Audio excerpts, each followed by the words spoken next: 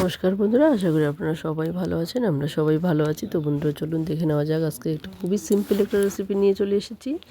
তো এই যে পেঁয়াজ, তো পেঁয়াজগুলোকে আমি এই যে চাক করে কেটে নিয়েছি, লম্বা করে কেটে নিয়েছি। দেখতে পাচ্ছেন কোন দিকে কেটে নিয়েছি, গোড়ার দিক থেকে উপরে লম্বা লম্বা করে চাক করে কেটে নিয়েছি। আর এখন আমি এখানে বেসন গুলিয়ে নেব। তো বেসনটাকেও কিন্তু একটু মোটা করে গুলিয়ে নেব। এখানে লবণ, হলুদ আর দিয়ে দিচ্ছি কালো জিরে। তো আপনারা চাইলে কিন্তু এখানে লঙ্কাও দিতে পারেন। তো আমি এখানে লঙ্কাটা দিচ্ছি না, বাচ্চারা খাবে। তো বন্ধুরা দেখুন, এখানে একটু জল দিয়ে কিন্তু এটাকে মুঠা করে একটু গোলা তৈরি করে নেব।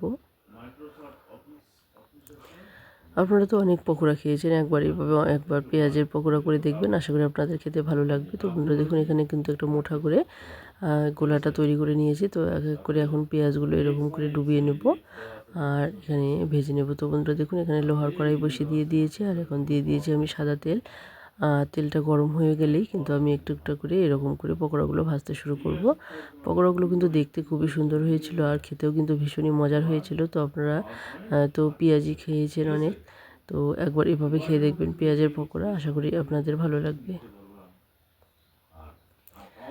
তো দেখতে পাচ্ছেন বন্ধুরা, আমি এক এক করে এখানে দিয়ে দেবো, বেশি দেবো না, এখানে দুটো তিনটে দিয়ে ভাজবো।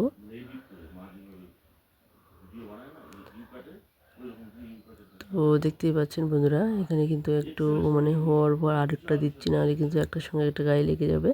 তো একটুখানি হয়ে যাওয়ার পর যদি আরেকটা দেন, তাহলে দেখবেন পকোড়াগুলো কিন্তু একটার সঙ্গে একটা গায়ে লেগে যাবে না।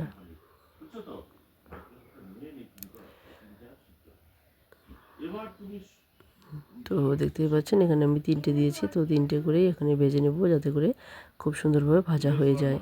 তো এই পকোড়াগুলো দেখতে কিন্তু ভীষণই লোভনীয় হয়েছিল আর খেতেও কিন্তু ভীষণ মজাদার হয়েছিল। তো এখানে কিন্তু মিডিয়াম টু লো হিটেই ভেজে নেব, তাহলে ভেতর থেকেও কিন্তু খুব সুন্দরভাবে পেঁয়াজটা সেদ্ধ হয়ে যাবে।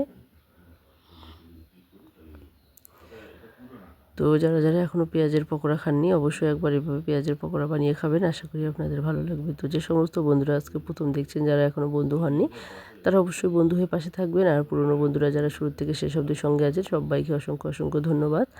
তো বন্ধুরা দেখুন, এখানে হয়ে গেছে পকোড়াগুলো, এখন আমি নামিয়ে নিচ্ছি।